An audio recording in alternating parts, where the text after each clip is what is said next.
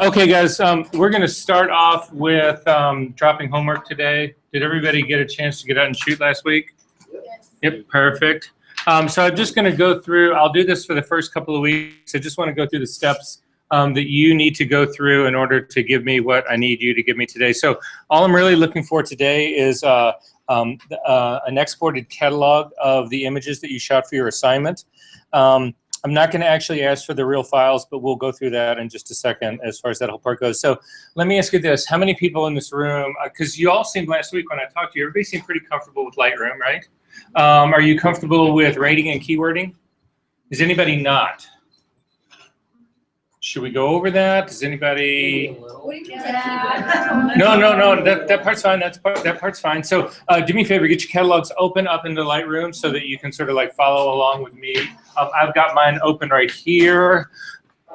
These are not my pictures. These are actually a set of pictures that were from, I don't know where they're from. They got given to me in the beginning of this whole game, and so at any rate, that's what they are.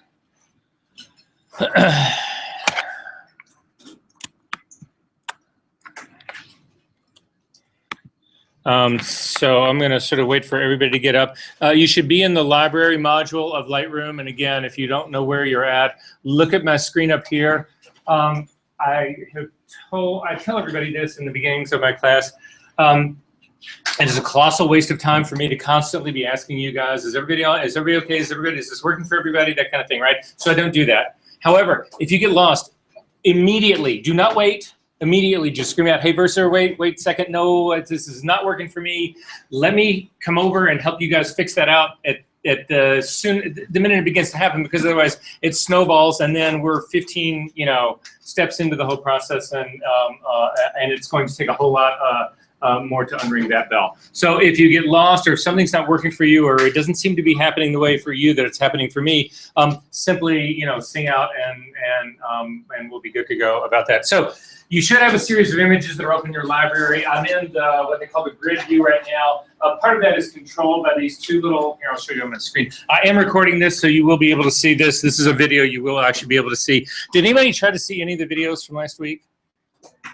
Okay, not that there was all that much that went on. There's a lot going on tonight, though. So at any rate, this is the grid view right here, which shows you the, it's basically, it's trying to show you, it can't, sometimes if you've got images, it's not going to be able to show you every one, but it tries to show you as many as it comfortably can, and then you should have a scroll bar if you've got a whole lot more images so that you can finish viewing the rest of yours. If you want to look at a single image, you hit this little guy right down here. This is the sort of the enlarged view. You'll see when I did that, there's a single image that is selected right here. You can tell it's selected because it's highlighted. You can select the next image. I'm just using the mouse to do this. You can also use your arrow keys, your right and left arrow keys, to do the same thing. If I had multiple rows of images, I could use the up and down arrows to actually just navigate around in this grid view. There's keyboard shortcuts to do this as well. I've got to be honest with you, I have absolute dreadful memory, so I'm not a big keyboard sort of like guy. The two keyboard commands that I can tell you for this, though, if you want to look and you don't want to remember using those little icons at the bottom, you can use E, which stands for enlargement, and you will get the big one. And you can use G, which again stands for grid, and it'll take you back to this. As far as rating your images go, there's several ways to go about doing this. I'll tell you the way most people start out. There's a number of rating systems that you can use. There are stars, which most people use. Now, I don't know about you guys. I already told you last week that I'm like a dyslexic guy. I tend to do most things backwards. So in your all's world, what's better, 5 stars or 1 star? Yeah, well, in my world, it wasn't. So I started my whole career starting out trying to rate my pictures, and 5 stars were the worst. And then when you go to sort this stuff, it's just a nightmare. So in the world of Photoshop, you guys are all right. I was wrong. 1 star is considered less important than a 5-star image is. So typically the way most people, I'm just going to tell you the way most people would actually edit this stuff, just to give you some idea, a quick way about doing this. If you start with your very first image, the very top left hand of your screen, and you hit the E key to actually go ahead and enlarge it, you can rate your image. And if you look at the bottom, there's a series of blank stars right down here at the bottom. You can use your mouse to actually click on those stars. If you get to something, what you'll notice is you can only get down to 1. You can't get rid of this. In order to get rid of it, you just need to remember that you can use your number keys to do this as well. 1 will give you a 1 star, 2 will give you 2 stars, 4 will give you 4 stars, 0 will get rid of that rating for you. So the way most people edit their files, now again, my wife edits things completely different than I do. I tend to go through all of my files and I promote what I like. She goes through all her files and throws away the stuff she doesn't like. Which one are you guys? So wait, you go through it first and you get rid of all the shit you don't like, right? Yeah, really does. Okay. Well, there's a way to do that. There is a way to do that. And then what do? So you throw everything away and you just keep throwing away until you end up with 1 image left? And that's the way. Yeah. Okay, so you don't do that? Okay, well fine. I'm going to show you how to do ratings, and then you guys can adapt this to the way that you like to edit your stuff. I'm just going to tell you the way I edit my stuff and the way most art directors that I work for edit their stuff. What they'll basically go through is they'll go through everything, and again, once you're in your enlarged view right here, you can still use your arrow keys to actually step through every image that you like. And as I go through mine, if I find something that I really like, I hit a 1. Typically with me, the very next frame I like better, so I do a back arrow key and hit a 0, and then do the forward arrow key and hit a 1 for the one that I liked better. But you don't need to be that insane about it. I do it pretty quick. I do it pretty instinctively. I don't really check focus. I'm not worried about color. I'm not worried about those things. It's really, does this thing resonate to me enough to be promoted for me to really seriously consider it? Make sense? So in your case, that's sort of what I would need you to do with this. Now, in the case of what you were turning into me today, I do not need these keyworded, and I do not need them rated. I'm just trying to set this up because next week I'm gonna need that, okay? So I just wanna get this planted in your minds what's gonna actually happen today. However, the other thing that's important for us today is that we can actually look over here in terms of what you're gonna export to me. You should have some separation from what you guys actually shot for this class. Hopefully, when you imported it, you imported it into a folder for assignment for this class. Did that work for everybody? Yeah. Okay, so as long as you're keeping it separate, I really don't want to see your entire, I had somebody do this to me last year. They turned in their entire catalog and it was over 5 gigabytes. And that was just the previews. And it was like 10,000 images. And I was just like, not what I want. So at any rate, just to sort of give you that, that idea. So at any rate, you can use keys to do that. The other things that you can actually use to flag your images are this. If you'll see right here, there's a little flag right here. If you click on that little flag, I'm going to hit the G key to go back to the grid view. You'll see that you get this little white flag up here at the top. You can also do this with your mouse. You can click it on and you can click it off. If you hold down the Option key and you click on this, you get a black flag. That is how most people actually flag an image as being rejected.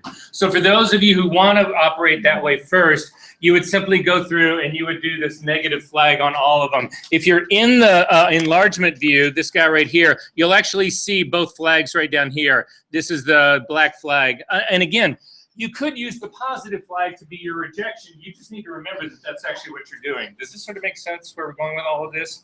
So that's essentially how you rate your images as far as that part goes. And then again, once I have all of my ones, so let's say for instance, I'm going to go back here into my grid view and I am going to rate this guy a 3, this guy's a 5, this guy's a 1, and this guy, the last guy down here is a 0. I'm actually going to get rid of that black flag. Then when you want to go sort this stuff, you need to be, again, you're looking in the library right here. You need to see it's these bars that sit right up here. It's text, attribute, metadata, or none. These things right up here are how you can sort your files. In our case, if you click on attribute, you will see this little drop-down menu, and you will see right here that you can pick a number of flags, and you'll also see this rating.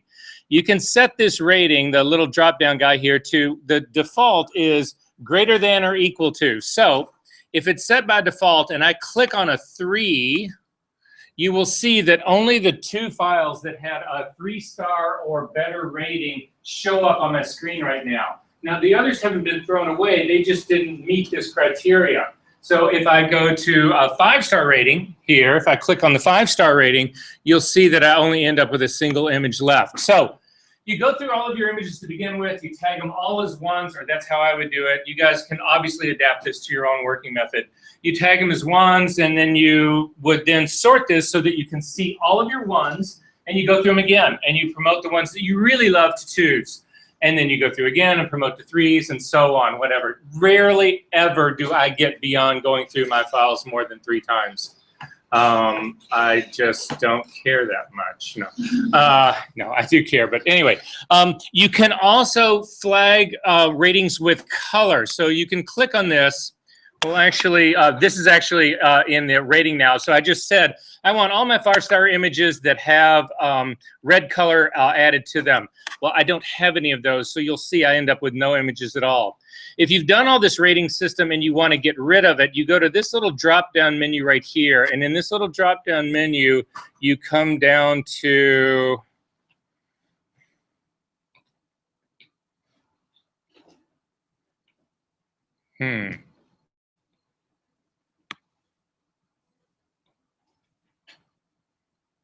You come down to none, which is not in here. And I'm getting the same set down here. All right, anyway, I'm going to unclick the red. Again, in this rating system right here, you can't get rid of that rating system, so I know there has got to be a none in here someplace. Well, I'm not going to keep, oh, here, right here, sorry. They've moved it here. So it's now sitting over here. So then if you want to get rid of all of the ratings and go back and see all of your files, you would simply click on none, and it brings everybody back.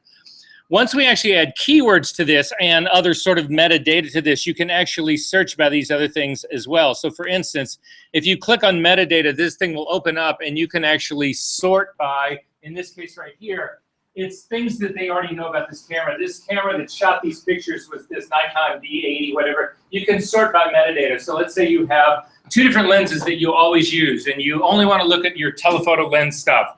That will actually show up here in the lenses in this drop-down lens. And these are all shot with the very same lens, so you'll see it's only this one lens right here. But if you had multiple lenses, every single lens that you'd shot with would be listed here. So you can sort by all of this stuff.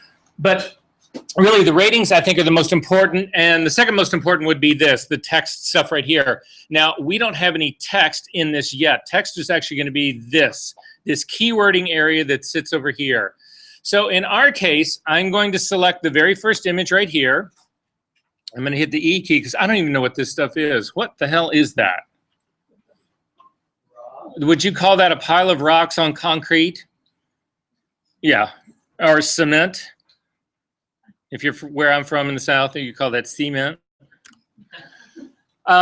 So the advantage of doing keywording is that with keywording, you can actually assign text to your images that give you some way to actually search for those images. And the advantage of doing that is that, let's say you shoot a lot of stuff. Let's say you shoot landscapes and you shoot cars and you shoot people, and within that people you do portraits and you also do fashion. You can actually keyword things according to that. You can even add names if you want to be able to, if you shoot your friends or you shoot rock bands or you shoot anything that you shoot can actually be a keyword. To do the keywording, and I'm only going to do the keywording for this very first image right here. It's this area right over here on the right-hand side. And it says right here, the keyword tags, and you get a drop-down menu right here. And what you want to do is actually just have this enter keywords right here. That's how we're going to do this. Now, your keywords are going, and go ahead and click on that inside that text dialog box so that we can actually enter a keyword in here. Your keywords are going to be different than mine. My suggestion is this. Do not get too crazy about doing keywording. You don't want 100,000 keywords, because what you end up finding is that you spend your whole life doing keywording and none of your life taking pictures. It's a whole lot more important to do the pictures, in my opinion. But the keywording thing can help. So my suggestion to you is that you come up with 3 or 4 really meaningful keywords to do. So in the case of mine, when I look at this, the first obvious thing that I see is rocks. So I'm going to put in rocks for me. You should put in whatever you want to put. You do not need to worry about a plural or not. If you search for the word rock, you will actually get everything that's listed as rock, and you will also get everything that's listed as rocks, plural. So anyway, you separate your keywords with a comma. So I'm going to put in rock, and I'm going to hit a comma and a space, and I'm going to put in cement. And I'm going to put in a space, and I'm going to put in still life, because that's what this is for me, okay? And finally, the last one that I'm going to put in here is urban. I don't know why. Actually, I'm not going to put that in because it's meaningless. I would never search for that anyway. And then I'm good to go. So those will actually be saved. If you click onto your next image, you will actually see that there are no keywords in this next image. If you go back to your original image, you will see that the keywords are right there. If you come up to text and you click on that, you'll get a drop-down menu, and it's going to say, do you want to look in any searchable field at all? And what this really means, if you click and you look at this drop-down, this is where it will search for any text that you type in. So it can be part of your file name. It could be part of the title of your image. But this is the biggie right here. It can be in your keywords. It also can be in your metadata. All that kind of stuff. So let's say, for instance, you copyrighted all your files, but somehow your files got mixed up with your roommate's files, and all of a sudden, you guys have got one gigantic catalog that's got all of your images that are completely mixed together, and you're like, Jesus. But you were smart enough to copyright all your files when you actually did them in import. You could actually do a search for your copyright. It would separate every single one of your images from your roommates, and you'd be good to go. Make sense? Okay, so in this one, I can actually do a search for this, and I'm going to type in rock. And you will see that the only image that remains is the only one that had the keyword that was actually tagged with rock. Does that make sense? You can do multiple images when you're doing keywording. So I'm going to get rid of that search by simply clicking on the little X box right there. You can actually grab 2 images at once. And be careful when you click on this, because I do this all the time. I actually just assigned 5 stars to both of these images. And I didn't really want that. To select multiple images at once, you select the first image, hold down the Shift key, and then select the second image. Let's actually do that with more of a group of images. So select the very first one in a row for me, guys.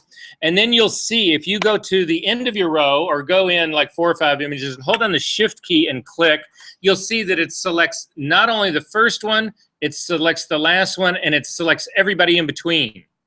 If you don't want to do that, click on, if you want to cherry pick what you're actually going to keyword, select the first one again, and instead of holding down the Shift key, hold down the Command key. The Command key is the one that's just to the left of the space bar. This will let you then go in and cherry pick images only the images that you actually click on will be selected. The ones that are in between those 2 selections will not be picked.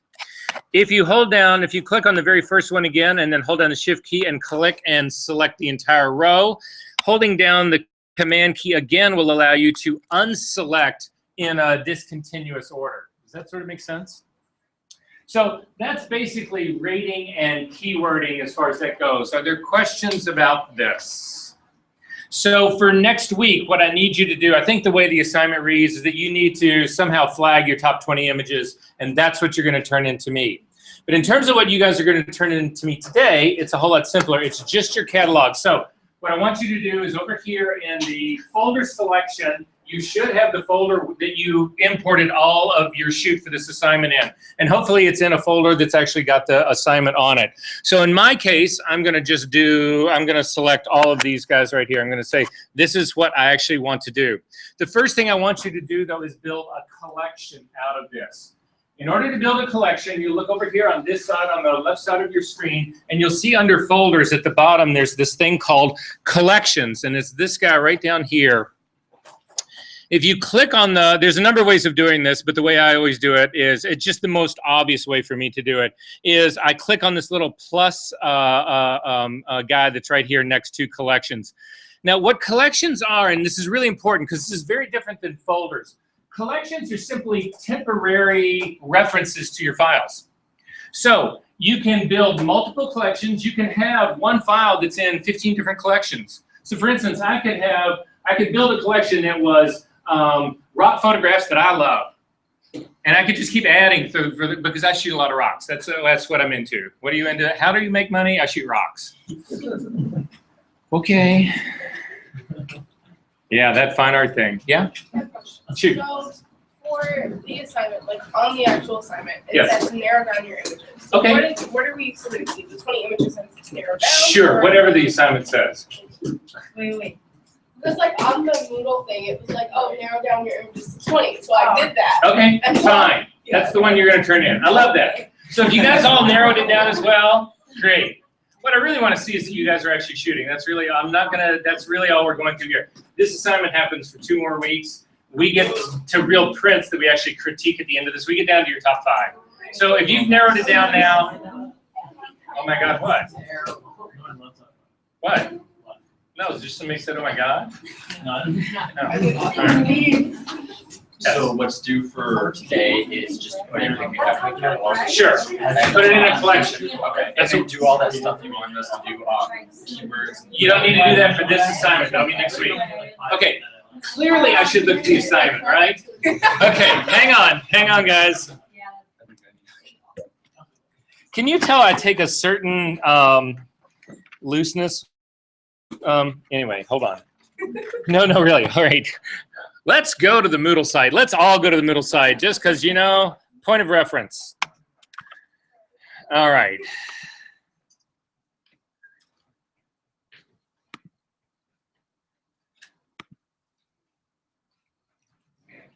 Okay.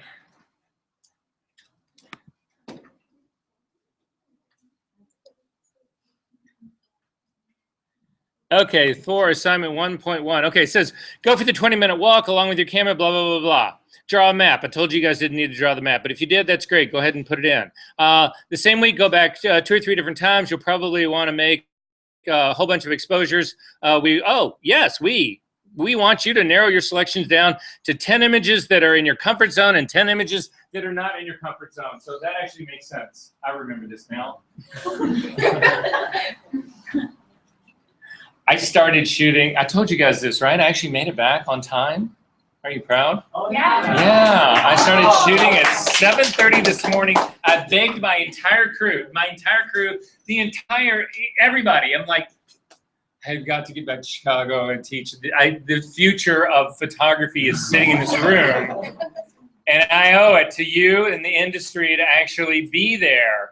And they were all like really amazing, and they actually got me here and all that kind of stuff. However, that doesn't go without, okay, so you've done all this. So 10 in your comfort zone means basically 10 images that are kind of the stuff that you're familiar with always shooting, the type of work that you do, the type of work that you love, right? The 10 that you're out of your comfort zone is things that you might not typically do, or that you might not typically think is something that's just something that's not, that you wouldn't say is your style, or something that you're drawn to all the time. Does that sort of make sense? Okay, still something that you like, something that you find interesting, but nonetheless. So forget the map part, the images part. So if you didn't do this sorting part, if you didn't get it down to the 10, I'm not going to sweat that a whole lot. You'll get it down to the 10 next time. So if you haven't done this already, I don't want to spend this class with you going through 100 images and rating them and ranking them and keywording them right now. I want you to do that on your own. I got way too much to jam into your head today for us to spend time doing that. So does that make sense? And so then and this is basically a way, and so actually we can sit here and look. So this is an explanation of how you would actually do this export catalog. And so that's kind of what we're actually going to do right now. So, okay, so here it is. This is basically the way we're going to go about doing this. Back in Lightroom, pick the images that you like. In my case, I'm going to select them all. So again, you've got to rate them in such a way. So if you've got 100 images, but you only want to send me 20, you got to figure out a way to only get those 20. So you could go through, again, you could go through and hold down the command key and select this one, and then that one, and then this one down here, and that one over there. You can actually do that as well. But nonetheless, you have to have the images selected. And then come over here to Collections and click on Create Collection. And a name will pop up. And in this collection, you should name this for the assignment using the naming convention I ask you to use. So if you look back in here, this is actually the naming convention that I want you to use for this. It is your last name underscore first name underscore 11, because this assignment is assignment 11. Next week, it'll be assignment 21 or 22 or whatever. So this number, your name will not change, although if you really want to mess with me, you could change your name and do all sorts of things like that. You may get a 0 for not turning the assignment in, but I would appreciate the humor in that. So just because it's something I would be tempted to do. But at any rate, so that's where we're going to go. So again, back into Lightroom, not Photoshop. Back into Lightroom, I'm going to do this. My name, last name Engelhard, underscore cursor, underscore 1.1, and then copy this name because you're going to use it again. So to copy it, if you simply select it, come up to the edit menu and do copy, or if you know the shortcut command keyboard shortcut, it is command, which again is the key just to the left of the space bar, and the letter C. That is actually a copy in this. So down here in the options, and this is where this part actually matters. So we want to put this inside. We're going to actually take that back. We don't want to put that inside here. I do want to include the selected photos. That's what this is all about. So otherwise, you're going to make, if you don't have this check, this includes selected photos, you'll simply make an empty collection, which is not the worst thing in the world, because if you make an empty one, you can still grab photos from out here on the grid and drag them into that collection folder. Does that make sense? Yes. Okay, so I am going to say that I do want to include the second photographs, these photographs, and I'm going to go ahead and say create, and you'll actually see right down here now that it has been, a collection has been created that's got that naming on it. If you click on the drop-down menu here, there's nothing nested inside of it. So if I go back up to my original import, this up here, it's all of these photographs. But if I come back down to this collection, it's only those two. So forevermore, it'll work like that. If you go back up to your original import and say, oh my God, I wanted to add the car to this, you can simply grab the car and drag it down on top of that collection and let go, and the cart will now be in there, and you'll see it's right here. Does that make sense to everybody?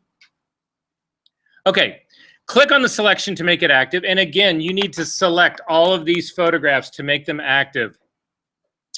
Come up to the File menu, come down to Export as Catalog. A dialog box will open up. Sorry, I'll go back. Okay, you got your selection. Here, let me do it, start it from scratch. You've clicked on your collection. It's right here. The first one is selected by default. You hold down the Shift key and click on the last one so that they're all selected. They're all highlighted. Is everybody good this far? Okay. Then you go up to the File menu and you come down to Export as Catalog, and a dialog box will pop open. And this is why I ask you to copy that name, because now all you need to do is go up to the Edit menu and come down and do Paste, and it will put in the very same thing. And this is what the catalog should be named at as well. Your collection is named this. The catalog is named this as well. Does that make sense to everybody? If you didn't remember to do that, then you just simply type in the very same thing again, your last name underscore first name underscore 1.1. Now, the reason that I get into doing copying and pasting that's really more important is that you will end up, well, in my case, I work for clients who end up having images that have 10, 15, 20 numbers as an image tag. And trying to type that in, the same thing every single time, and be sure that that's actually what you're getting is almost impossible. So everybody copies and pastes, nobody. And so anyway, just it's easier that way. However, this becomes the real super important part, and it's this guy right down here. In terms of what you're exporting in this catalog, you do not want to export the negative files. Those are your raw files. You also do not want to build or include smart previews. All you want to do is check this include available previews. That simply gives me the preview of your image that you guys are submitting. Does that make sense? Then finally, if you did your folder structure the way they ask you to at the beginning in Foundations, you should have your big Lightroom library folder. Inside of that, you should have your camera files, your catalogs, and your exports. Does that make sense?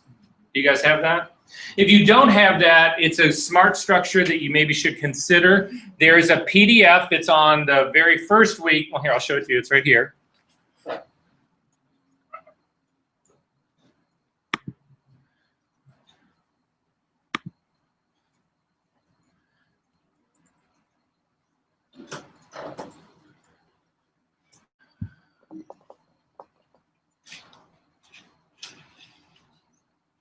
This guy right here, this Lightroom Catalog Setup PDF in session 1. This is basically what they should have taught you in Foundations. So you can go through this again. If you have your own folder structure, that's fine. Go ahead and use your own folder structure, whatever. This is actually not a bad way of going about doing it, though. So you may want to consider this, because what you don't want to do is just start dumping endless folders and endless, end up with, oh yeah, I've got 100,000 folders on my external hard drive with no sort of like order to it at all. You really don't want to go down that road. So at any rate, if you set it up this way, when you go to do your export in Lightroom, this should be an option for you inside the thing that they ask you to do, because they were asking you to put all your camera raw files here in this folder, your catalogs in this folder if you were doing different catalogs, and finally your exports into this one, and that's what I'm going to ask you to do. We are exporting this catalog. You could conceivably put this in your catalog folder. I think that that's a mistake. I really consider this an export that you're going to actually turn in. At any rate, in my case, I've already got one in here that's got this exact same name, so I'm simply going to add another .1 to mine. And then I'm going to say, again, export this catalog. And it will actually go through all of that. Then you need to go find that wherever it is on your hard drive. So in my case, it's on my hard drive. It's in my Lightroom library, inside my exports, and it's this guy that I made right here. This is the guy that you need to then turn in for homework. Does that make sense? Are we all good on that? The entire folder, yeah. The only thing, you'll look at it, when you look at it, you'll see there's only 2 things in it. There's actually to basically show you, this is actually the structure of your Lightroom catalog. This is actually just the previews. You need both of those pieces. If you actually were exporting all of the images, then there would be a folder in here that had all of your image files in it as well. That's basically the way Lightroom works. Are there questions about this? To get to the folder, you're not going to be able to see this on the video, because I cannot get to our class server on the video. On my computer, but I can do it on this big guy. So I'm temporarily going to change the screen you're seeing in the classroom. Again, you won't see this on the video, but you will remember it on this. So have you guys had to access the class partition, our class partition yet, or any class partition yet? Hang on one second, because they're doing it different this year.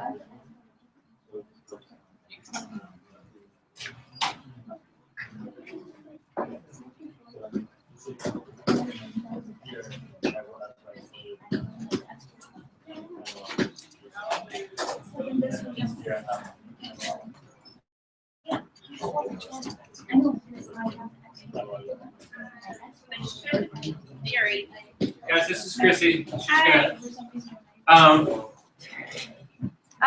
so I need all of you go to the Finder right now. Jump out of Lightroom, go to the Finder. To get there, it's the little smiley face guy down here at the bottom. Yeah. They actually have it all in their docs, it looks like. Oh, okay, great. That box thing? Yeah, it looks like they all have Perfect. It's this little guy right here, guys. Can you see this? Look up at my screen. This little box right here. If you click on that, you either should, you probably have to put in your password again. So go ahead and put in your password again. Yeah, they all have it. Great, thanks. And guys, this will happen most every week, so go ahead and get used to it. Once you get to that, you need to scroll down. There'll be a list of class projects. You need to scroll down and find my name, which should be Engelhard. Hey, Chrissy.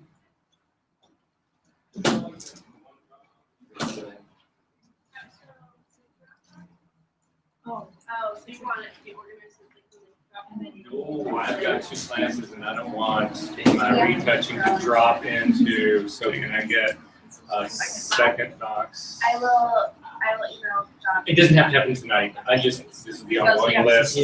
Because I have 1 for retouching, 1 for digital content. That makes sense. Yep, thanks. And then just another tip, so that if you ever need to share files with them, Yeah. what you can do is, so in your folder, Yeah. if you just drop it, not into the Dropbox, but into your direct folder, they can grab anything that's Got in it. the So Dropbox. we don't have the little rocket ship thing anymore. We don't have a user disk. Okay, no, that's great. Yeah. So they Thank can you. do it though. Yeah. No, that makes perfect sense.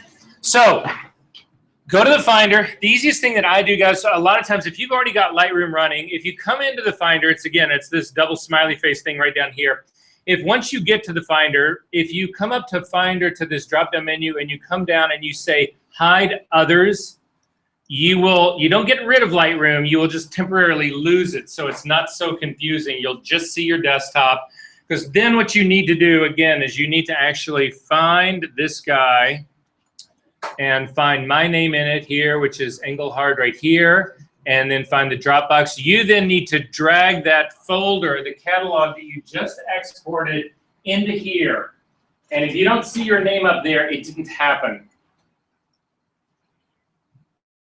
We can't see inside that box. You can't see inside that box. That's why you need to look up here, Oh, yeah. right? Yes. Okay, so earlier I had like renamed my catalog. Okay. Like, Because I had a catalog, but now I can't find it on my hard drive. So I had exported it. Probably this one. So I exported it here, Uh-huh. right? Yeah. And I put it in this folder. Okay. So I renamed the catalog, and now it's. And now it's lost to you because you've moved it. Lightroom doesn't know where it is anymore. Okay, So just do it again.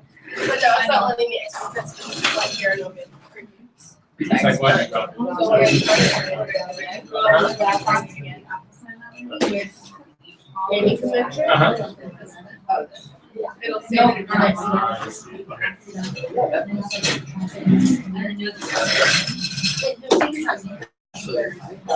It can't find the raw files. That's what's happening. So if I were you, I would go back to your original, up to your previous catalog, this guy, which should have all the raw guys, and just build another catalog, just do a new catalog and call it, just put another name in it for today. Yeah, you can actually move stuff. Okay, guys, this actually brings up a good point. So I gotta tell you this, everybody listen to this one. Lightroom is very particular about you moving shit around on it. It doesn't like it when that happens because it keeps track of stuff in its own database. So for instance, I'm gonna actually, I'll show you this before the end of the class, just to make sure everybody's in here. But I'll show you what I'm talking about in Lightroom that matters. So let me go back to my computer.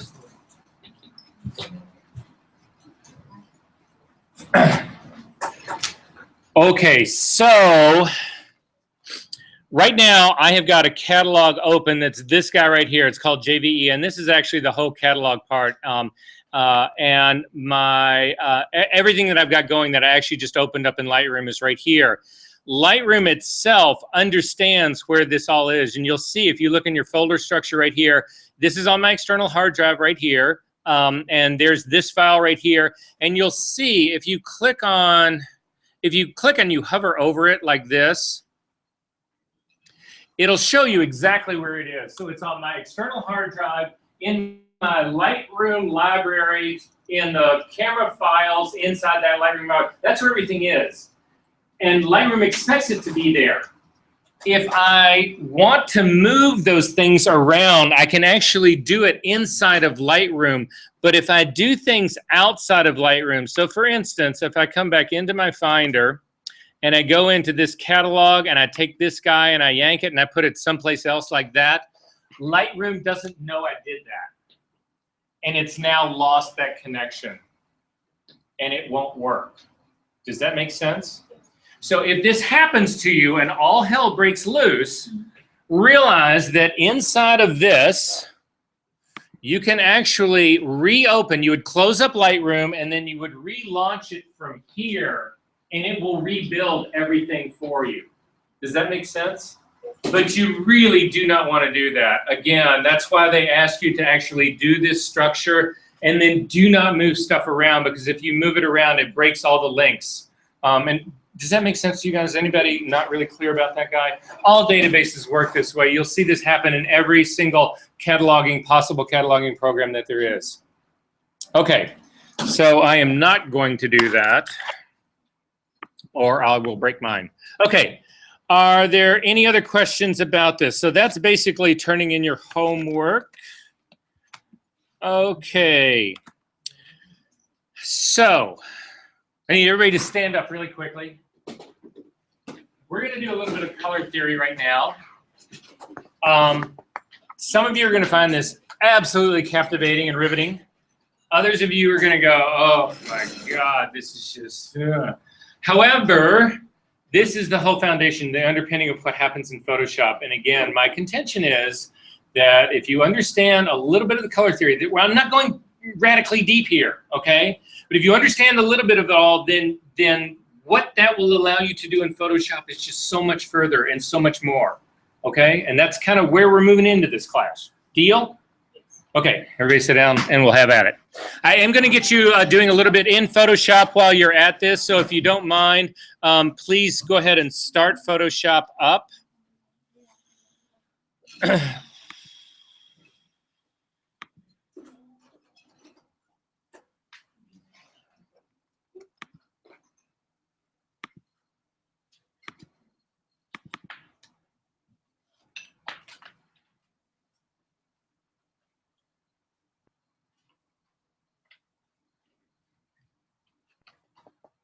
All right, so my goal in this game is to get through this in time to take a break. If I could only find my mouse.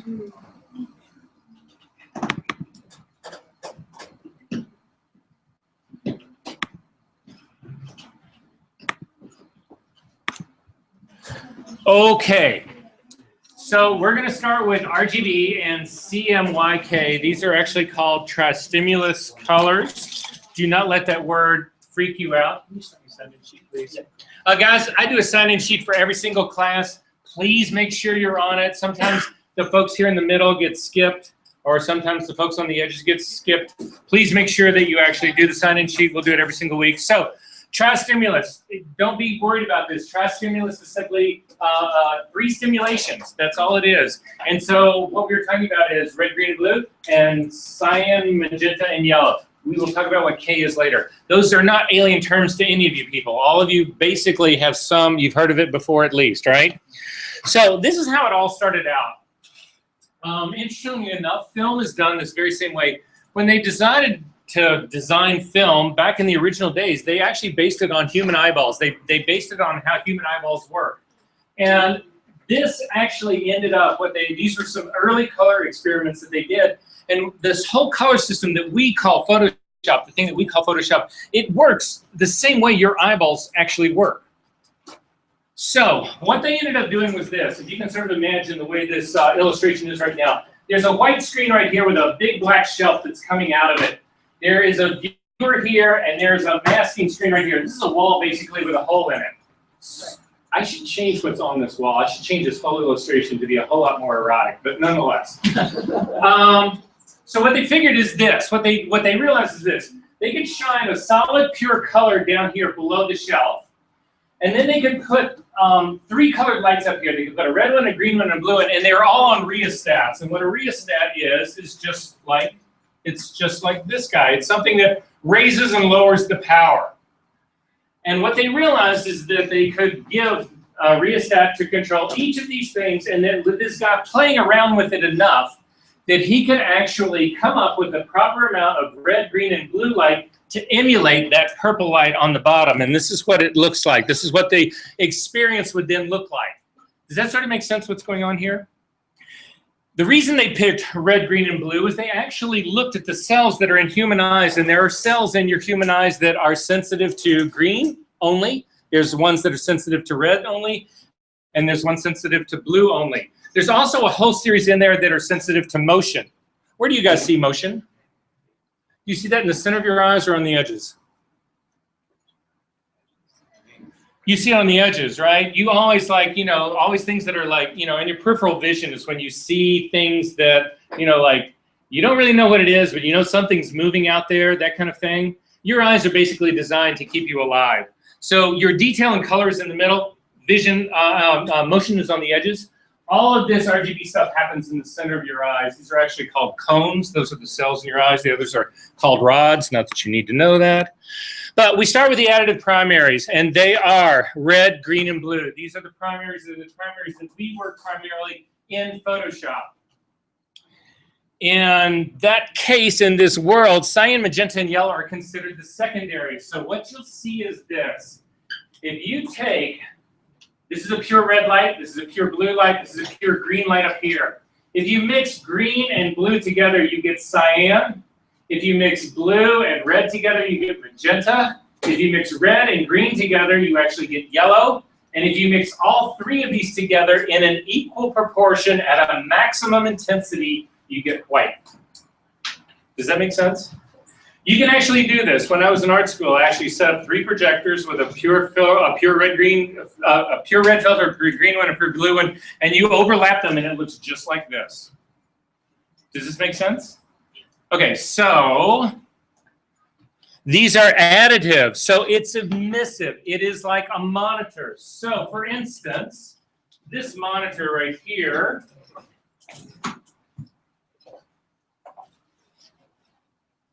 yeah, this is an emissive monitor right here. And basically what happens in an emissive world, an additive world like this, you start with black, which would be this right here. The blackest your screen can ever get is if you actually turn your screen off. It doesn't get any blacker, right?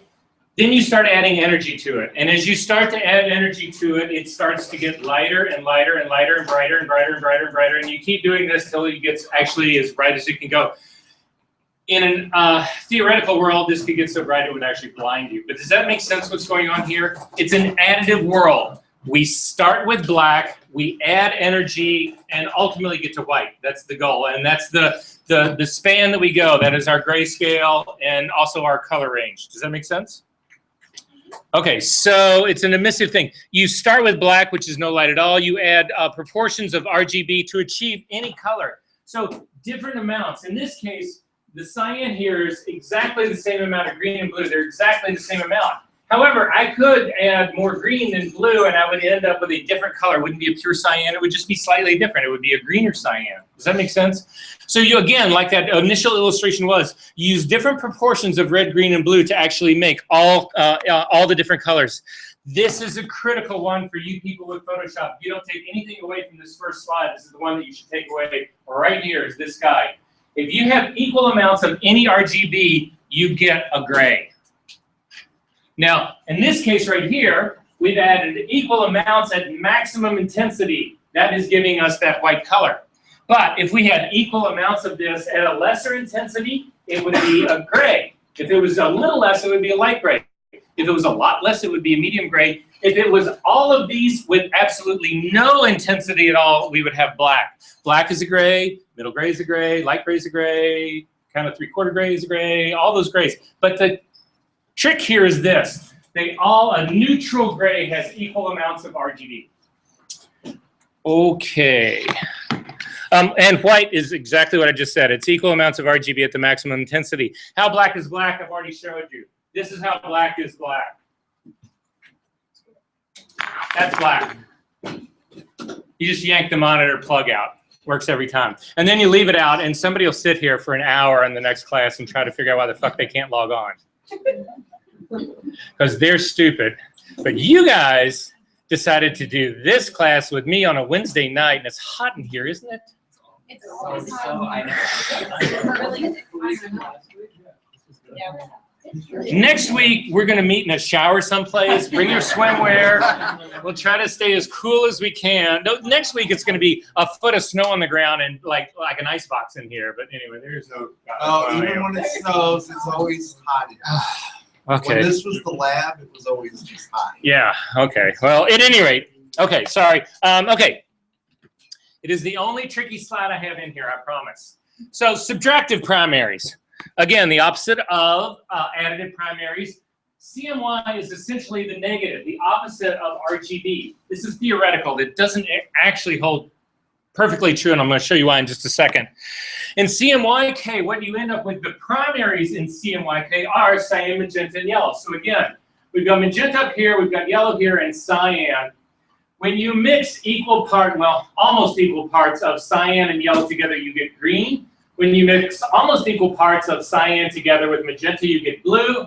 When you mix almost equal parts of magenta and yellow together, you end up getting red. So in our case here, RGB are the secondaries in a subtractive world.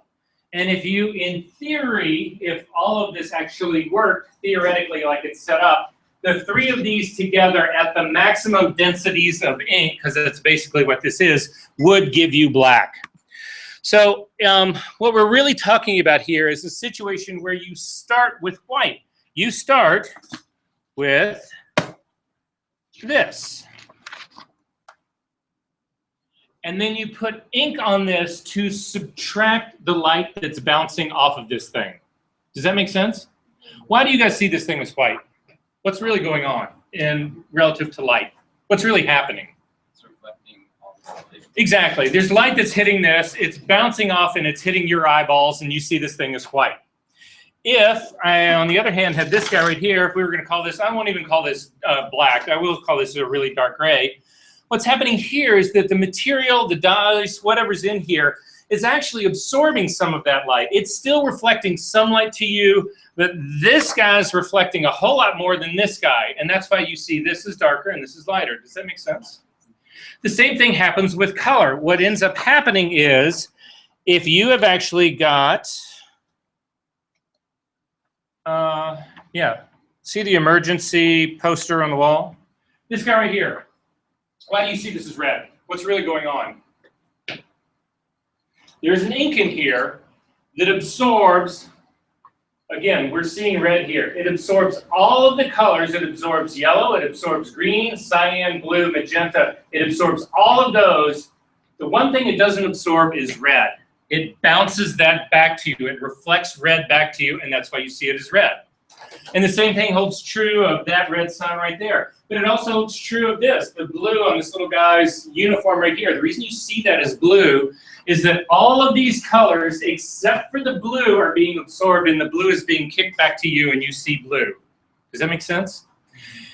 If you take this to its maximum, if you take all of these inks, theoretically at their maximum, and you completely saturate them as much as they possibly can be, it should absorb all of the light and you get black. However, that is not what really happens. And the reason this doesn't happen is equal amounts of CMYK do not equal gray. And the reason that is that in the entire history of the world, they have not been able to make pure enough pigments to actually have this happen. Theoretically, this should happen. If you, in theory, could make a 100% pure magenta ink, a 100% pure yellow ink, and a 100% pure cyan ink, this would happen. But that is an impossibility. People have never been, now people might be able to do it at some point in time, later on down the game, but you cannot get, and the biggest culprit in this for the most part is cyan. This is the one that's always the most deficient in terms of doing this. So as a consequence of this, this system needs help to actually get this. And so what they do, basically, if you take the most pure cyan ink, the most pure magenta, the most pure, and you mix it together, you get a dark shit brown. You do not get black. So what they do is, as what printers do, is as you're starting up here, and when the colors are really light, when you have really light yellows or light blues or any of the really lighter colors, whatever, they really just use those three inks. They don't use any helper at all.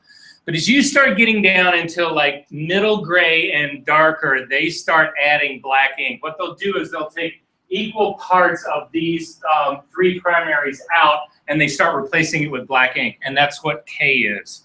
K stands for key. The reason they don't use B for black is because they already used it for blue. Make sense? Okay. Well, how white is white? Let me go back. Anybody? What's the whitest you can get? So what? That would be a number in Photoshop. That's not what I'm looking for. I'm looking in the subtractive world here. How white is white? What's the whitest you can get? No ink at all. Exactly, and what would that be? 0, 0, 0, 0. I know, or the piece of paper, right? Yeah. We're starting this. No ink at all. The piece of paper. You can't get whiter than this. It is one of the problems that we have in translating what we see on screen to what we get in when we print this stuff out, right? How long can I keep adding energy to a screen? Can I keep making the screen brighter and brighter and brighter? Sure it can. I can make this thing so bright, it literally burns the skin off of my face. Can I do that piece of paper? Can I make it bright enough to burn the skin off of my face? Never. Yet we think that we can actually get this system to translate to this system with no problem. Well, it's a huge problem. We're going to do everything in this class, hopefully, to get you guys to not fall down that rabbit hole. Okay. So I'm going to blow past this part right here. So I need everybody to open up Photoshop. When you get Photoshop open, I'm going to actually get my screen to look more like yours. So I'm going to be going back and forth with Photoshop a little bit, but I think this is what your Photoshop should probably look like. Is this kind of what your old screens look like? A little bit? Okay. So how many people have never been inside of Photoshop in this room? Perfect. It's a good place to start. You don't have any bad habits. Okay, so we're going to just do a quick little tour around this. Again, we're going to spend the whole rest of this semester here in Photoshop. So this is going to get deeper and deeper and deeper. But just as a really quick sort of a cursory view around all of this, this is actually the tool palette that sits along this side right here. That's actually what they call this guy right here. These are other different palettes over here that allow us to do different things. The first one being is to buy into Photoshop's stock library site, which is what's sitting right here. And one of the most annoying additions that Photoshop has actually ever made. Because this is their, you guys, don't you get tired of all the ads they throw at you on social media all the time? Isn't it just, don't you wish there was just the off switch? Just get, well, Photoshop's gotten into the game. They do it actually now inside their application, and it happens all right here. So I think we should all get together and think about firebombing the Adobe campus. And I don't know where they are, but anarchy, right? Because some of us leave us with GIMP, and GIMP sucks. Oh, okay. Well, so there's an upside. Okay, at any rate, we will talk about a lot of the other stuff over here later on. But for right now, this is the thing that I really sort of care about. It's this guy right here. This is the toolbar on this side. And you'll notice down here at the very bottom, there are these two little squares right here. These are actually called the foreground and the background color in Photoshop. Now, you can make these things anything you want. You can make them any color. But to get them to their defaults, you hit the D key. So if you simply, you'll see mine are different colors. If you hit the D key, you see that they default to black and white. These are considered the default colors for Photoshop. Now again, we can make these any color we want, but that is actually the way to get back to the default. If you use the X key, and again, I'm not using any modifiers to this. This doesn't take the Option key, the Command key. The modifier simply rotates you back and forth between these two. If you can't remember that, you'll see, you can't really see this on my screen. My screen remaps to this monitor right here, so sometimes it's a little hard to see it. If you cannot remember that, you'll see right here, see the really little baby icon? The little baby icon that's right here, look at my screen if you don't know where I'm talking about. If you click on that, that also will reset this back to the default four colors of black and white. You'll also notice that if you hover your mouse over it like I just did there for 1 second, you will actually get a little readout that's in yellow that tells you what this thing is and what it does, and it also gives you the keystroke to do it. So default foreground and background colors, the letter D is actually what does that for you. Also, the little double-headed arrow that's right there will also allow you to switch these colors back and forth. What I'm more concerned about you guys doing is actually getting to what they call the color picker in Photoshop. Now, there is a version of color up here that I never use. Matter of fact, nobody ever uses this guy. We're going to get rid of it by the time we get to do serious work in Photoshop. The one that everybody pretty much uses comes off of this. So if you simply click on the foreground color, the color picker will actually come up. And this is what it looks like. It's this guy right here. And so we are actually going to do something with this. Let me get back to my lecture. So did everybody get the color picker up? Okay, good. Mine is different right now. I've actually got black as my color picker. You guys may have a different color. Don't worry about that. The part that we'll actually look at.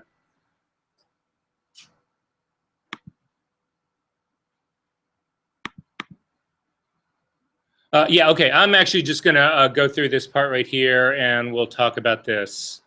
So I'm just going to show it to you in Photoshop. Photoshop allows you to actually do color in several different languages. So, for instance, You'll see down here at the bottom you've got RGB. We can actually dial in colors of RGB to achieve a different color in here. You will also notice that you have CMYK. In CMYK you have percentages because what CMYK is the amount of ink that you're putting down on a piece of paper. So to achieve black in a CMYK world, you use 75% of the cyan ink, 68% of magenta ink, 67% of yellow ink, and 90% black ink is what gives you black. Now, you guys don't need to really sweat that one a whole lot, but what I do want you to do is get this, and it's the RGB part. If you click on the little radio button next to the R, you will see that the slider right next to it changes into a red slider, this thing right here. You've got other things that are happening in this big world right here. Don't worry about this. Just always remember that whatever radio button that you hit on this is what this long, tall column will actually become. If you take the little arrow, and you'll see right now that the two little arrows at the very bottom, those are actually, you can slide those guys up and down. Right now they're set at 0, so this is an R of 0. It's also a green and a blue of 0. Color in Photoshop is described on a scale in terms of the amount. So, for instance, if you take these little arrows right here, if you click and you drag up, watch what happens to the color up here. It begins to change. This is going to be our new color, but also look what's happening to this R value right now. In my case, it just climbed up to 82. I'm going to continue to drag, and as I go all the way to the top, you will see that an R value of 255 is a pure red. That's what this, I'm just telling you guys, that's what this is. This is a pure red. So the red values, possible red values, you have 256 possible red values. How do I get 256 if it only goes up to 255? 0. Exactly. 0 is a value. Does this make sense to everybody? So red operates on a scale of 0 to 255, and you can see, you can drag it to any place in between. So the reason I point this out, this is one of the best tools I think that there is in Photoshop. If all of a sudden, because we're going to get into hue, saturation, brightness, we're going to get into other things here in terms of how to describe color. If you forget what it is, you simply open up the color picker dialog box, you select the red slider, and you go, okay, that's how red works. Oh, I see. A red 128 is kind of a medium red. That's what this is. Oh, I get that. That makes total sense. So if you've done that, please go ahead and keep the slider all the way up to 255. Then click on the green slider. Now the green slider, again, this little thing that we've actually got, what color space am I? Hang on one second, guys.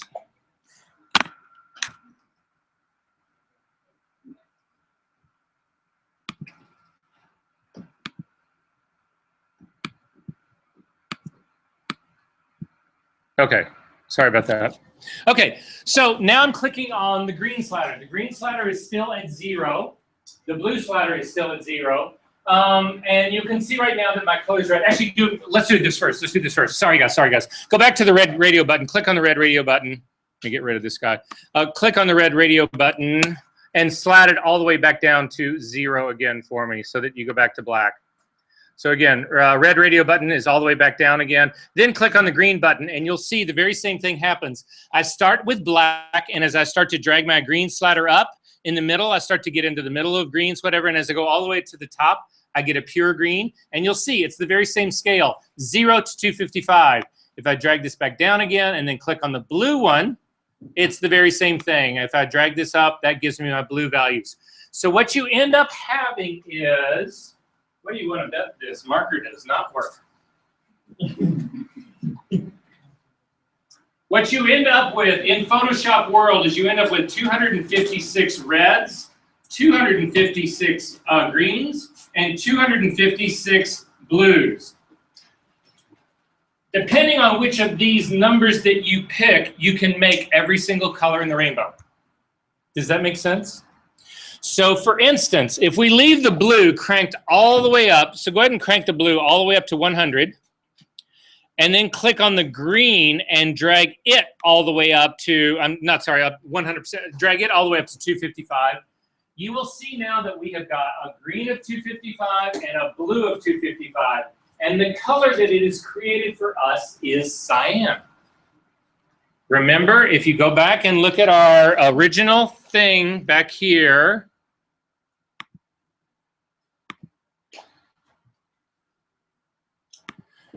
if you mix equal amounts, oh, hang on, sorry, wrong one.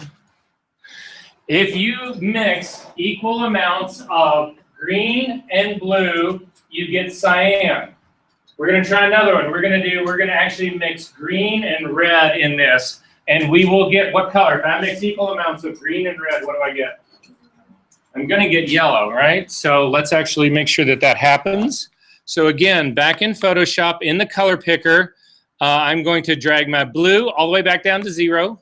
I'm going to leave my green all the way at 255, and then I'm going to click on the red and drag it up to 255, and you'll actually see that you get a pure yellow. Does that make sense? Okay, equally important is this. I want you to drag your red down to 128. 128 is actually in the middle. That's halfway between 0 and 255. So I'm going to drag that into the middle, and I'm going to do the same thing for my green. Drag it right into the middle as well. Or close enough. And you'll see what you end up getting here is a dirty yellow. That's basically what it is. And the reason this is a dirty yellow is it actually is a yellow, but it simply doesn't have the intensity that we would have if we'd driven those colors all the way. Does that sort of make sense? So then finally, go ahead and drag all of those guys back up to 255. So we've got pure green, we've got a pure blue, and we've got a pure red, all mixed together, and you end up with white. Does that make sense? So again, all three of these driven at their maximum intensity gives you white. If you subtract them all, if you drop them all down to 0, so go ahead and drag these all the way down to 0. I'm going to do green all the way down, to 0, and blue all the way to 0. You end up with black. If you drag, and you don't even have to drag, if you click on the red guy, on the red radio band, and drag across the number here, you can actually type in a value. So go ahead and type in 128. Then hit your tab key. It will simply drop you down to the next one and put in 128. This is how people actually enter color values. And finally do the last one, 128. And what you'll see that you get now is a perfectly neutral middle gray, right? Again, remember we said that one of the most important things you can get out of this is that equal amounts of red, green, and blue give you a neutral gray. Does that make sense? Finally, we're going to, yes? Does it have to be 128? No, I was going to go right there. So do me a favor. Select the very top guy again and type in 192. Tab key, 192. Tab key, 192. You end up with a light gray. Somebody give me a number between 0 and 255. 80. Select the red one at the top. Type in 80. Hit the tab key, 80. Hit the tab key, 80. You end up with, again, this is a perfectly neutral gray.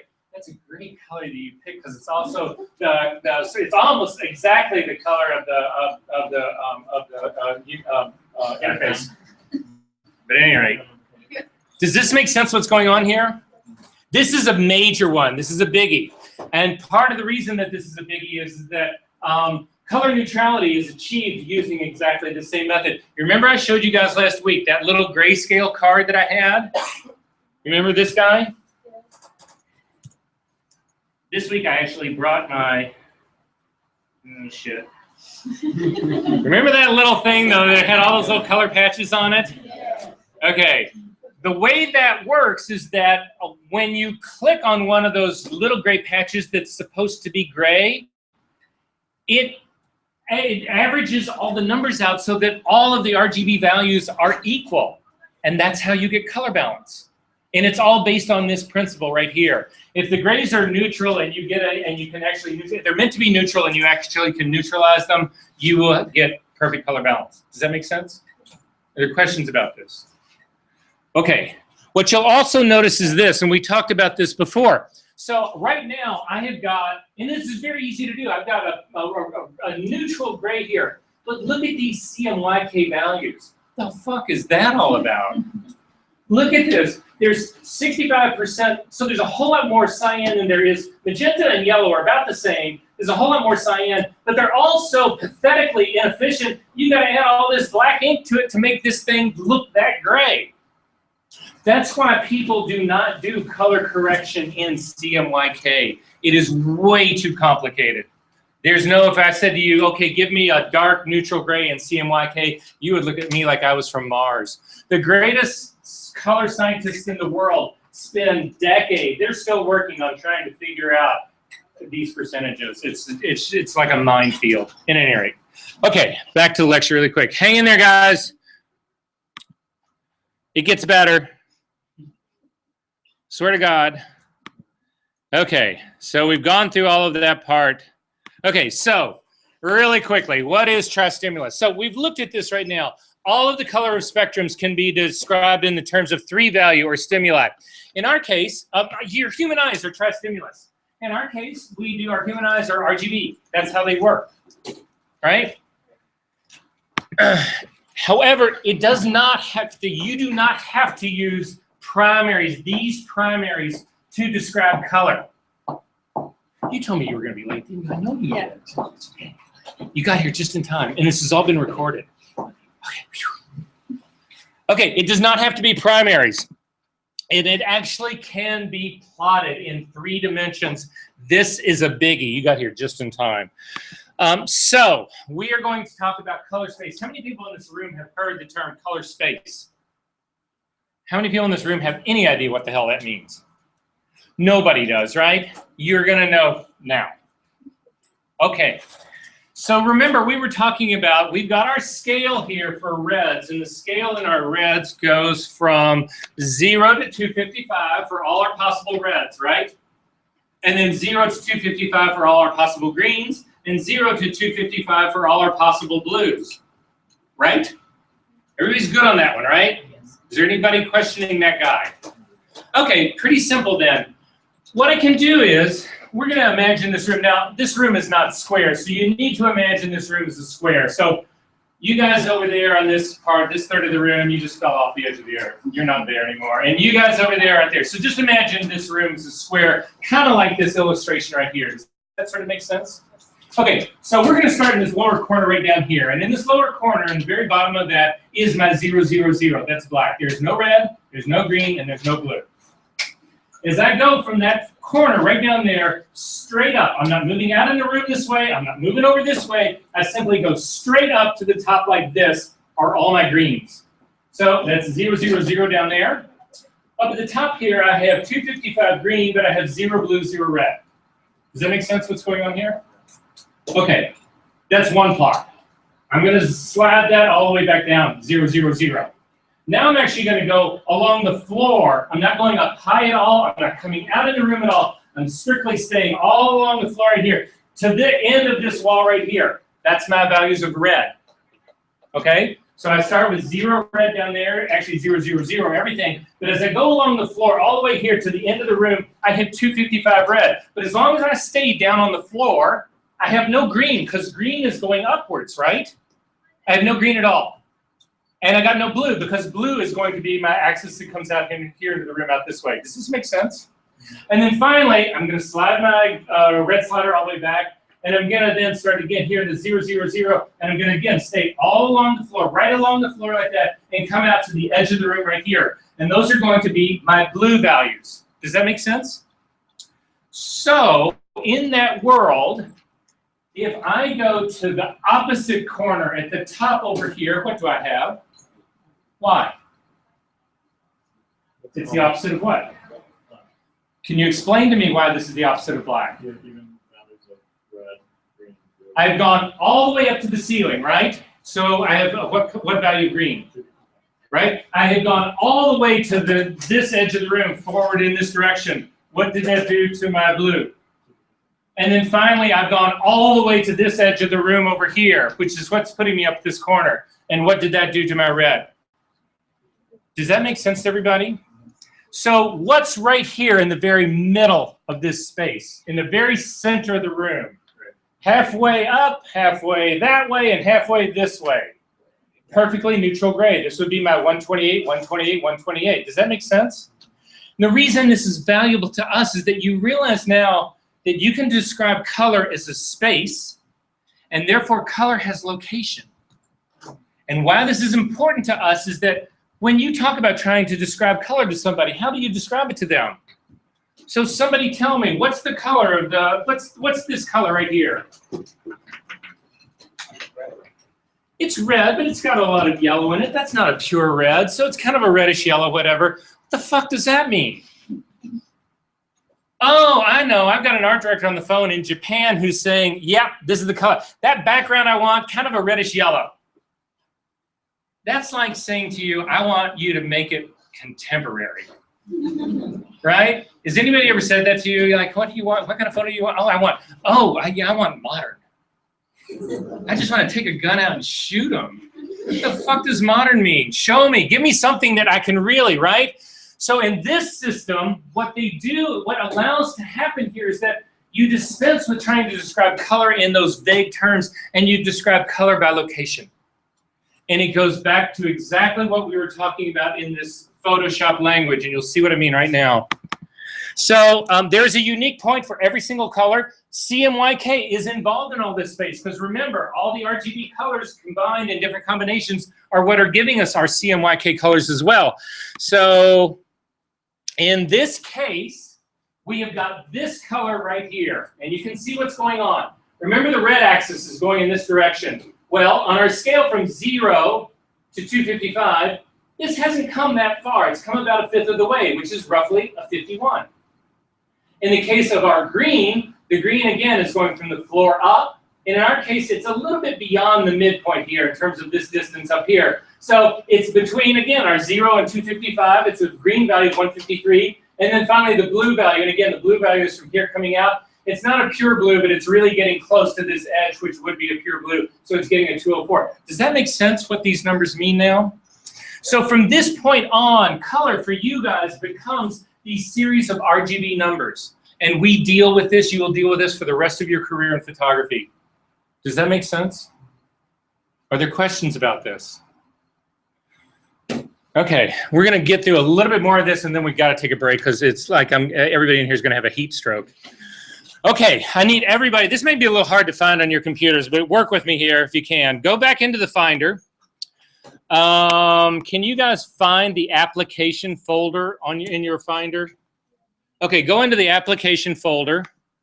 If you go all the way down to the bottom, or near the bottom, there should be a folder called Utilities. If you click on Utilities, then you should also, in that Utilities folder, should be this thing called Color Sync Utility. And if you double click on that to open it up, once it does open up, there's a whole series of icons along the top. I need you to select the second one that just says Profiles, not Profile First Aid, but Profiles. And hopefully on the side panel, you should have some drop-down folders. You should, at the very least, have the system folder. Does everybody have that? Click on the little drop-down arrow. So in the Applications folder, Application Utility folder, Color Sync Utility, that's where it is. Double click on it, and once you get into there, you need to click on this icon that says Profile, not Profile First Aid, but Profile. And inside that, mine's gonna look slightly different than yours because I've got a gazillion profiles. But it should look something like this. If you click on the little drop-down arrow next to System, you should get this. And finally, inside that, at the very least, you should probably have Adobe RGB. Do you guys have that? Click on it. And you get this color space, and you go, well, who cares, right? Click on this color space and start to move it. Whoa. Now don't you really wish you were all as stoned as you thought you should probably be to come and endure this class again?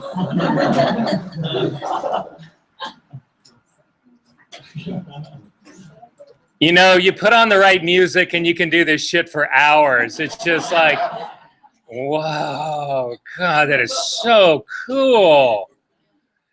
This is a color space, and it's supposed to be simulating a three-dimensional color space. That's what's actually going on here.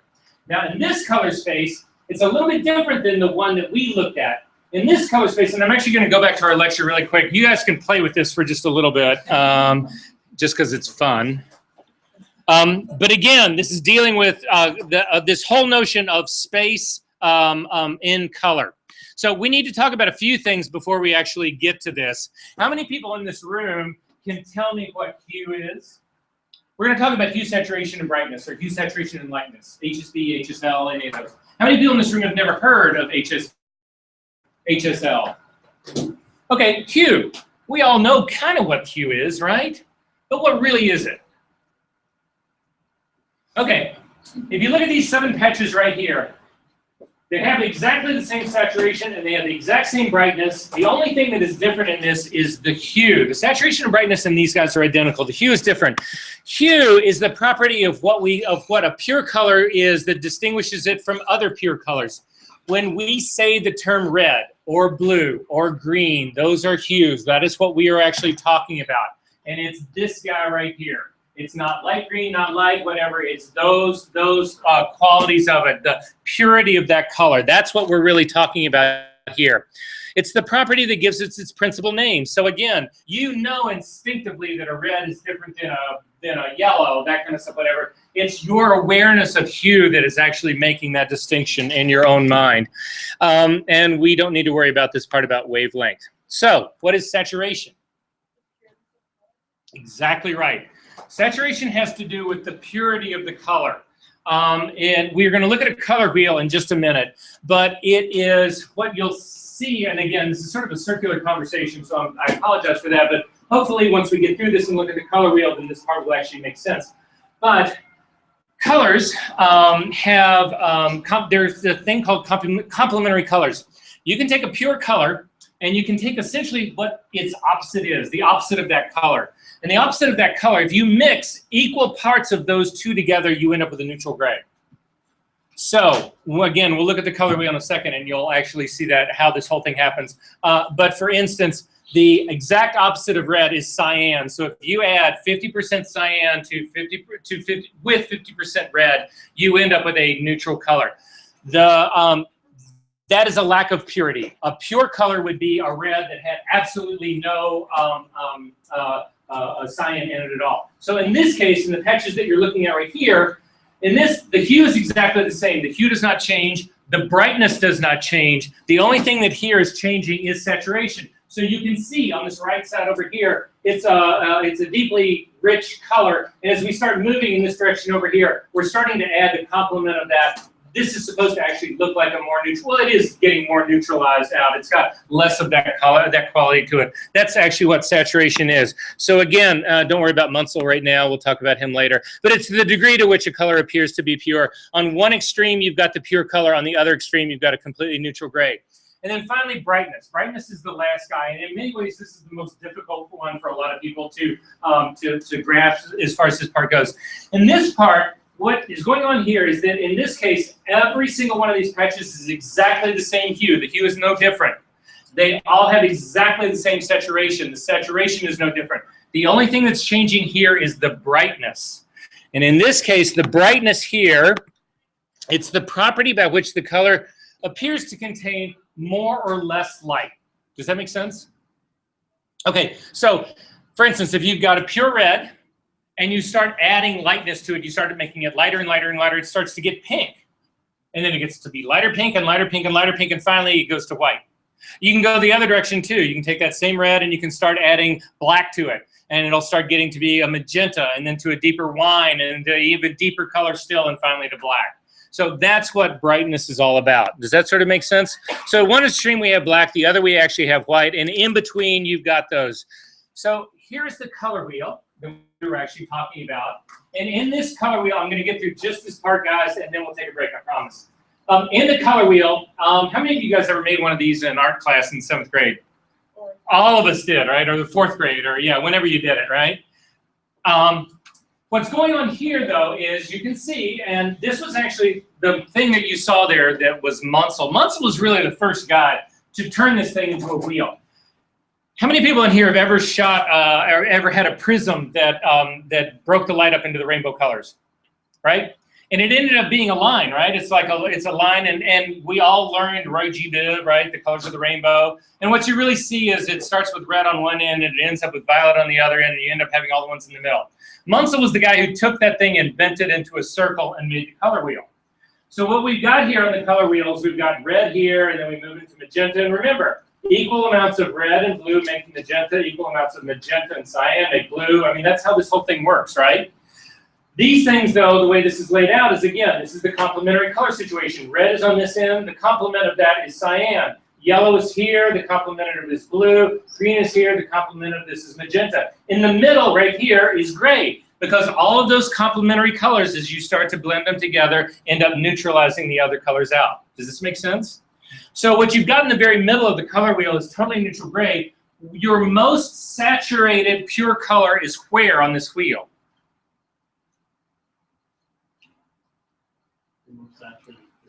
Yes.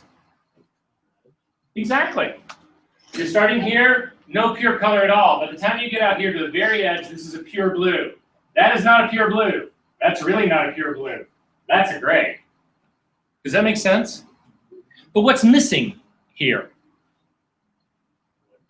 We've got hue. That's what's going around the edge, right? We've got red, green, blue, all that. That's going around the edge. We've got saturation. That's what's going here from the middle out. What don't we have? Brightness. And you can tell we don't have brightness here. There is no white in this and there is no black in this. And the reason that is because this is a two-dimensional world.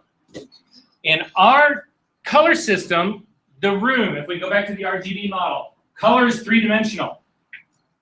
But it doesn't have to be RGB. You can actually map color using HSB. Going back to your color picker utility, the color sync utility guy, that is exactly what is happening here. If you look at this model right here, what's going on here is this. Around the edges, well, let's start at the top. At the very top, and I tend to think of this, it's not really a globe, but let's think of it sort of like a globe kind of space. At the North Pole, you've got white. At the South Pole, you have black. In the very center of the Earth, you've got neutral gray. At the equator, you have your pure color. Does that make sense? And then everywhere inside of that space, again, color, any unique one color occupies a unique space inside of this world. Does that make sense? And so what you realize here is that instead of talking about color in terms of RGB, you can actually talk about it in terms of HSB, hue, saturation, and brightness. All the models that you will see in terms of working spaces, which is where we're heading, are really based on this. You're going to see this HSB a lot. And understanding both of those systems is really important to us because we'll use them both. Does that make sense? So really quickly, it'll be the last thing that we do right now, and then we will take a break, I promise. Let me just get through this one really quick, and we're going to take one more look at the color picker and take a break. So, color wheel right here. The additive primaries are as far from each other as they can possibly be. The subtractives are the ones that are in between. Again, we already talked about this, where you've got the, again, our additive primaries are the red, blue, and green. The secondaries, the cyans, magentas, and yellows are in between. Each color is the opposite of its complement, and then any mixes of these guys are what actually control you to actually be able to get this part in here. Any color that's actually in here. Again, the one thing that is missing in this is brightness. So if you, again, go back into Photoshop for me really quickly. This won't take a second. Click on the color picker again to bring it up if you haven't done that. I want you to zero out the red, green, and blue. So just, again, select the red, hit 0, hit the tab key, hit 0 for the green, hit the tab key, and hit 0 for the blue. And then click on H. This is hue. And what you'll notice in the hue is you've got a degree marker right here. That's what that little circly guy is right there. Red is at 0 degrees. If you look at my color chart, this is actually the thing you need to take out to the bar tonight to win drinks from your friends. So, do you have any idea what color, what degree red is in Photoshop? And they're going to look at you and go, what? And you go, yeah, what degree is red in Photoshop? And you need to say that with a real air of superiority. Because you fucking know, and they don't. By definition, they set red at 0. Now, pretty much everybody in this class knows that a circle is 360 degrees, right? And that's exactly what happens on the wheel. They arbitrarily set it at red. They set it at, if you think of this as a clock face, they always set it at 3 o'clock. However, as you go around the scale like this, you'll see that the opposite of red is 180 degrees. Now, we've also always heard that, right? Turn 180 degrees. It's the exact opposite, right? So what would 180 degrees be in Photoshop world? Cyan, exactly. So go back in and put 180 into the hue little box right there.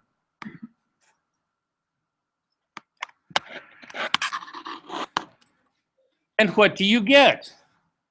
Go ahead. Yeah. Now, why don't I see it like a cyan color? I see it on the bar here. Remember, any of the radio buttons are right here. But I don't see anything up here. Why don't I see anything up here? The reason I don't see anything up here is that I have no saturation and I have no brightness. To get those two, click on saturation. We'll go ahead and leave this as the cyan color to work with.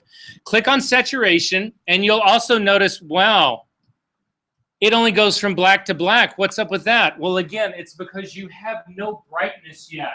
So you don't get this to appear to be the scale you think it should be. So the one I want to change first is brightness. Click on brightness and drag that scale all the way up. And now I've got a pure white. I don't have cyan. What the fuck is going on here, Verser?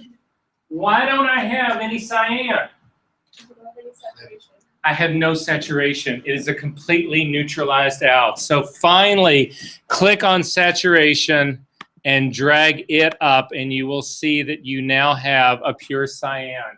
To get to these pure colors, you need to be completely saturated with complete brightness in this. If you want to change this again, you can actually change that 180 back to a 0, and you will see that you get to red.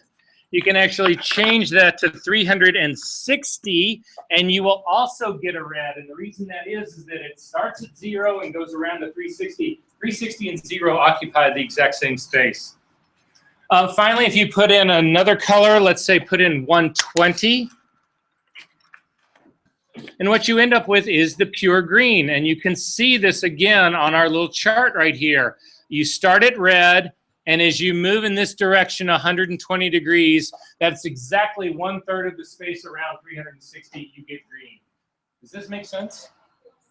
Are there questions about this?